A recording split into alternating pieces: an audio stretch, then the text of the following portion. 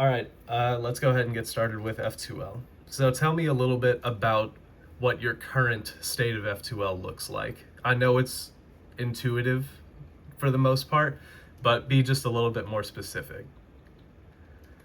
Well, I kind of have it like muscle memoried, Okay, so I kind of just know like which way the corner is facing of what to do. okay. So you recognize your cases based on which way the corner is facing? Yeah. Okay. That's not a bad way to go about it, I don't think. You obviously know the four free pairs, though, right? Like all the three movers? Yeah. Yeah. So I'm going to go over here to Speak QTV, share my screen with you. There we go. Have you started looking at F2L algorithms at all, or are you just rocking with your intuition because you're used to it? Yeah, I'm just doing what I can do right now. Yeah, that's completely fine. That's what you should do. I mentioned in the first lesson that we had when we just talked about competition strategy, I mentioned that intuitive F2L was the right way to go and that I would explain more on F2L day, and the time has finally come. So, every F2L pair is a setup into F2L 1, 2, 3, or 4. Every single F2L pair, there's like 2 or 3 exceptions where there are genuine algorithms, but those are for cases that are just, if you set them up to the 3 mover, it's not a great case, finger trick wise at least. So pick a number 1 through 41, and I'll prove that point to you, unless you pick one of the exceptions. 12. 12. Okay. Yeah, F2L 12. This one is a little bit different, but the idea is still the same. Let's click down here. So our pair is right here, and it's connected, but the edge is flipped, so we have to separate it. And the way that you can separate it is with R prime. Oh, it's different. I use a different app. So this one actually does use something that is a setup to a free pair. They insert the edge and then do anti-sexy move. And then, oh, look at that. It's a free pair. Last three moves are RU prime, R prime. And then you go up to the very first free pair, and then the insertion is RU prime, R prime. So that kind of thing makes, it's kind of like a funnel. If you think of how F2L works, you get a case in front of you, and then you are going to do some kind of setup move, and then you are going to see one of 4 cases on your cube. It's going to be F2L 1, 2, 3, or 4. And this applies to every single one of them. It makes learning F2L a whole lot easier if you can just conceptualize what the setup moves are, because then your pair is basically solved. Like, you have a 3-move insert, but the work that you've had to do to put the pair together is already done. Does that make sense? Mm-hmm. Perfect. Yeah. And if you already know how, if you also know how setup moves work in the first place, you can use that to have even better F2L in general. And let me show you what I mean.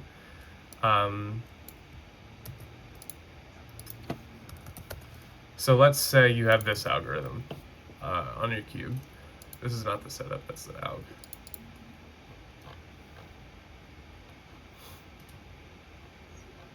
I forgot which case, it was 10.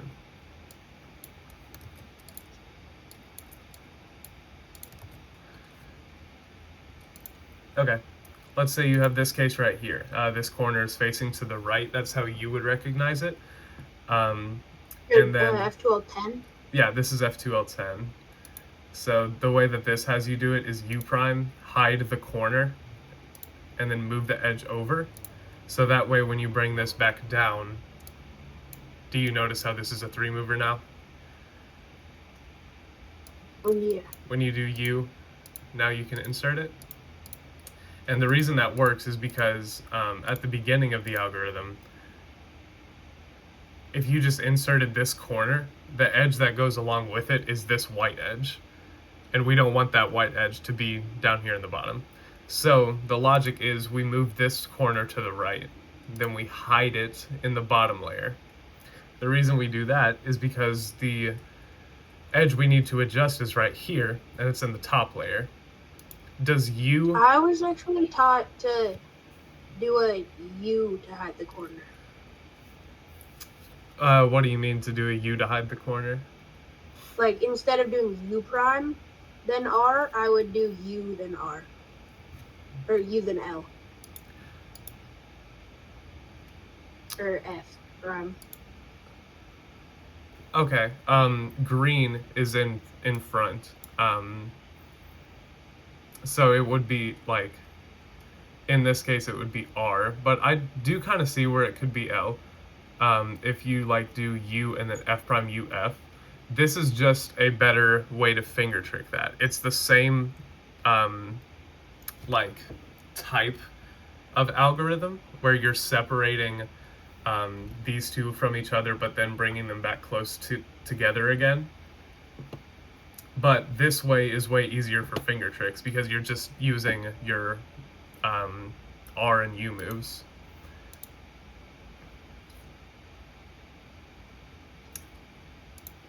Yeah. And here's the visual aid for it. From here you do U prime, which puts it in the back. R hides that corner, puts it in the bottom layer, so now we can adjust the top to get that edge where it needs to be. And now when we do U, this is a 3-mover. And now you've done 4 moves of setup into a 3-mover.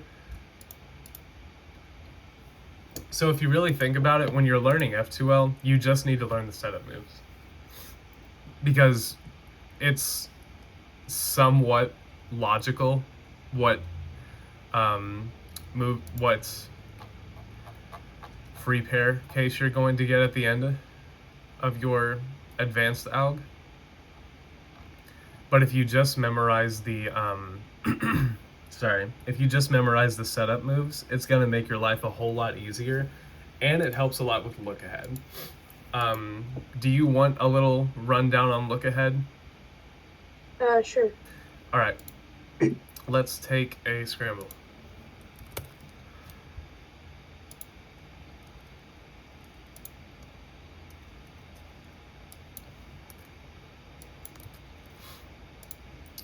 Okay.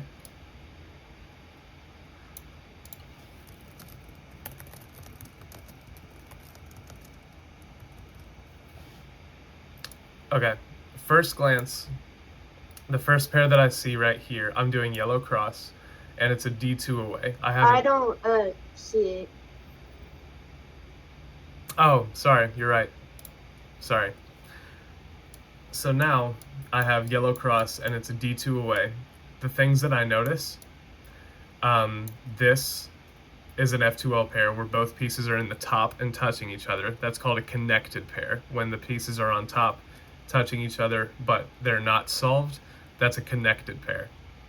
The other thing that I notice is this corner right here. I saw that from here. Let's see how I saw that. It's going to be right here the whole time. It's already attached to this red edge, so when we do R prime, does that affect this corner on the left at all? No. Does F prime affect this corner? Yeah. Where does it make it go? To the right, or to the left. Sorry. Yep, good. So the red is going to be right here now, right? On that corner? Mm. So now U2, does that affect this? No. No, because it's in the bottom. Yep, and then L does affect it, red goes down here, and then F prime doesn't affect it if it's back here.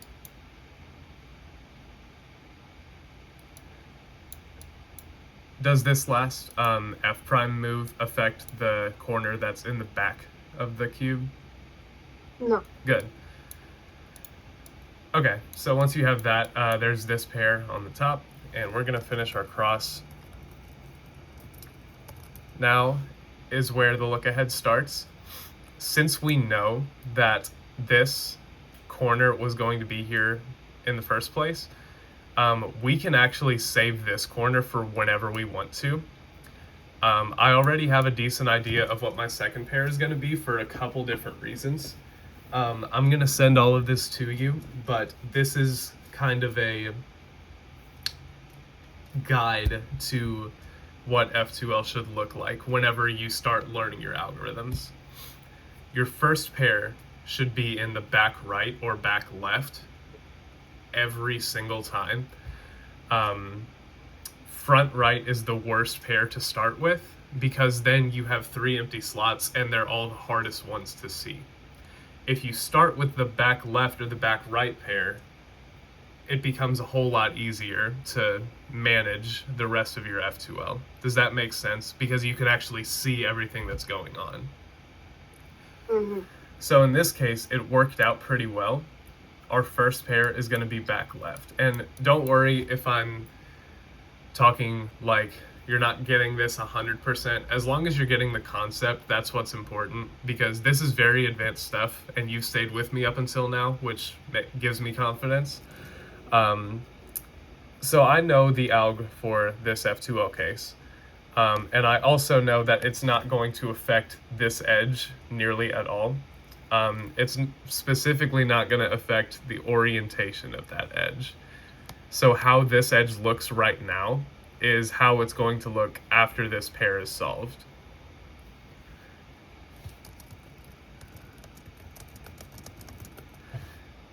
So we go in there and then it looks exactly the same. It's been shifted to the left a little bit, but that's good because now we can use this pair and put it into our other back slot, right?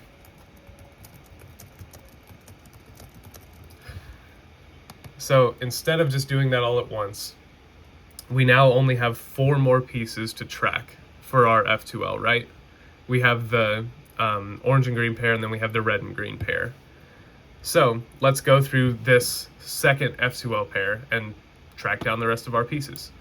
Okay, L prime, they're all right here, right? Remember that this one in the back belongs to the red center, and then U prime. Okay, that did something. All of them, they're still in the top layer. There's one right here, and then L. Okay, this is the part where you should be able to see that your next pair is not going to be red and green. The reason for that is because from here on out, let's do the same exercise. Does U prime affect this edge right here in this slide? No. From this angle, does R prime, U prime, or R affect do any of those moves affect this edge?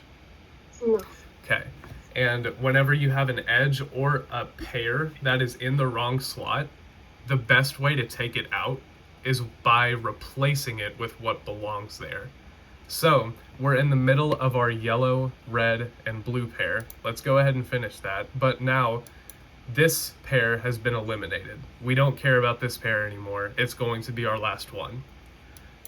Our eyes immediately go to this. So R prime, U prime, R. And then from here, you can just do standard solutions.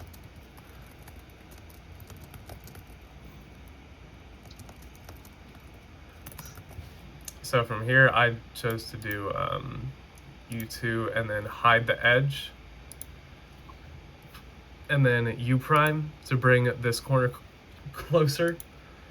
And then this is kind of what I was saying about just having to know the setup moves. This is not a great case because of where you're actually inserting it. You're going to have to end it off with either F moves or a rotation. Can you explain to me why I didn't rotate and why I chose F moves in this situation? Because finger tricks? Finger tricks is one of them, yeah. There's another bigger reason. Is it just because rotating is slow? Rotating is slow, but let's think about it a little bit. Let's go through this. U2, R, U prime, R prime. None of that would have changed. What happens if I rotate? And now I do this pair in the front. You'd can't see the other one? Yes, exactly. It gets very, very difficult to track these two pieces. So if we keep it right here and just do F moves, now instead of looking at this, which doesn't look very enticing, we're looking at this, and this looks awesome. From here we can just solve our last F2L pair, and then whenever you have a case like this, where you have like a L right here, and then a free pair, do you know what a sledgehammer is? I've heard of it. Yeah, so a sledgehammer is a trigger. It's just like the sexy move. It's found in a bunch of different algorithms. It goes R prime, F, R, F prime. And what it does is it's a pair insertion that affects the orientation of these two edges. So this edge is flipped right now, right? Like white is not touching white. And then this is also like, if you just do an R move, white is also not touching white. So when you have a little L right here, and then a free pair, sledging it, R prime, F, R, F prime. Let me go over the moves one more time. You're going to put this pair down, move this entire block over. So now that frees up the right hand side to bring up that cross piece back, and then F prime is the last move. And then you would have OL and PLL or ZBLL.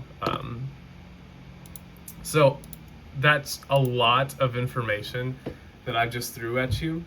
But the main things you need to remember are take learning F2L a little bit easy, a little bit slow. Take your time with it. And if you have a feeling that you want to learn something that is other than F2L in the next week, I would start on OLL and PLL prematurely.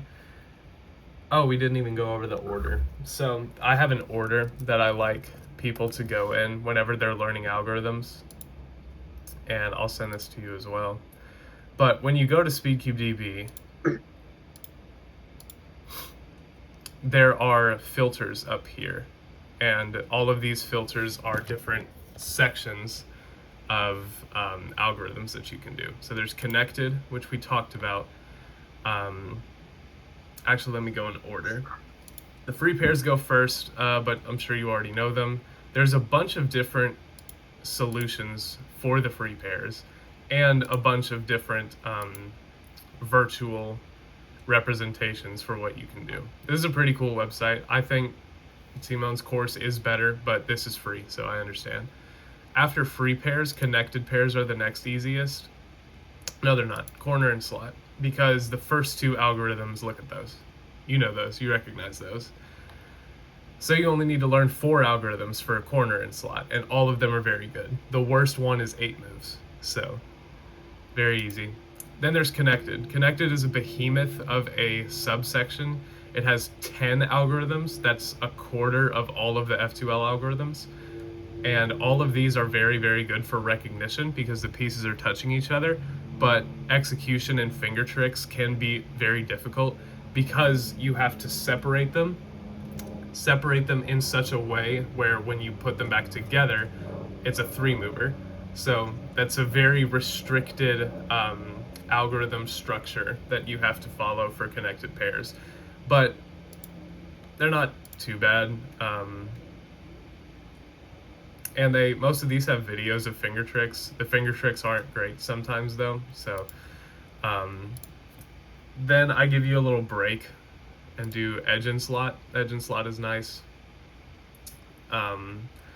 There are 6 cases. Nothing really more to be said. I mean, there's 6 of the cases and they're all pretty good. Then there's disconnected pairs, and I'm just gonna warn you, these are terrible. Only for recognition. When it comes to execution, they're so much better than connected pairs, it's not even funny. Because if you remember, connected pairs, you had to manually separate those pieces. In disconnected pairs, they're already separated, so you just have to put them together. And it makes recognition really difficult because both of the pieces are in the top, kind of just floating around. But execution is very, very good, especially this alg. It's just U prime, RUR prime, U2 insert. So it's 2 insertions with a U2 in between them. F2L 6 specifically is one of the ones that requires an algorithm to solve very, very well. This is how it goes. The structure is very similar to that of a standard F2L pair. You're just using a wide move every now and then, like on the second and the last move. But the rest of it really does seem like an F2L pair. And then you have pieces in slot. Not good cases. The best way to go about these, besides 40 and 41 are actually good because they're algorithmic. If you run into 37, 38, or 39, do you know what keyhole is? I've also heard of that, but I don't really know. Let me show you.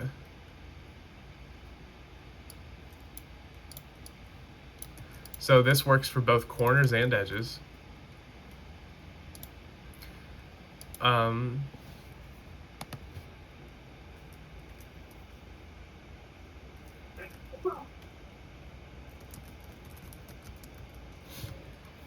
So let's say you have this.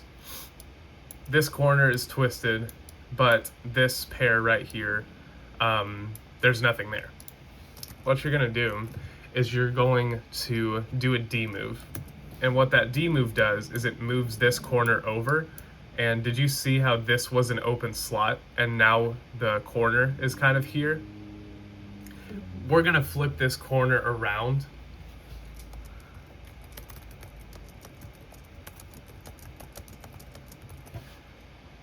And then we're just going to put it back. So we're going to flip the corner around by itself because its piece is solved over here.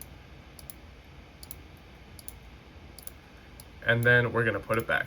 And now the pair is solved. And then you just have a free pair. That's what keyhole is. And you can do that with a corner or an edge. Okay, I've given you the order. I've kind of given you a rundown on F2L in general, a little bit of look ahead as well.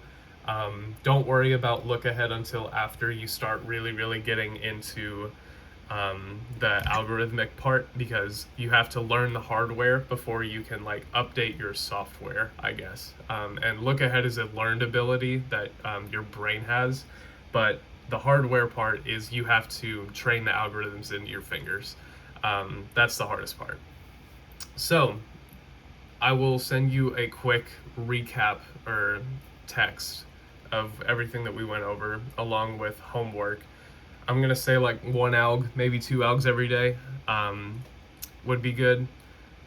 That means you're going to have 2 full F2L sets completely learned in 2 days. Since corner and slot, you only have to learn 4 algorithms. So does that sound good? Doable, reasonable? All right, yeah. Perfect. Is there anything else you were wanting to hear about, or any other questions you had for me? I just learned how to solve 4x4.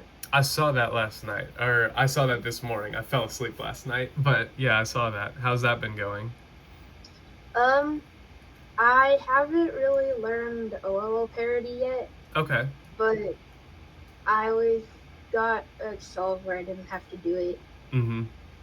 Yeah, parity is tough. Are you more of a visual learner, or do you like doing it yourself, like looking at the algorithm and doing it yourself?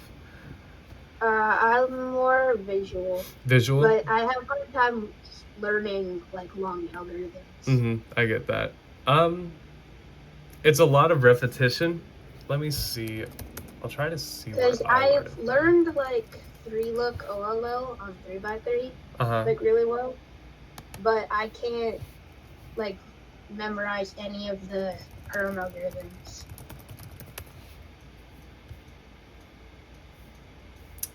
Which algorithm do I use? I think I used the Drew Brad's one. Him and this other guy.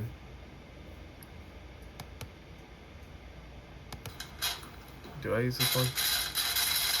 I do not use that one. And that 4x4 is terrible. But there's plenty of videos up on YouTube of people doing OLL parity, showing you how to do it.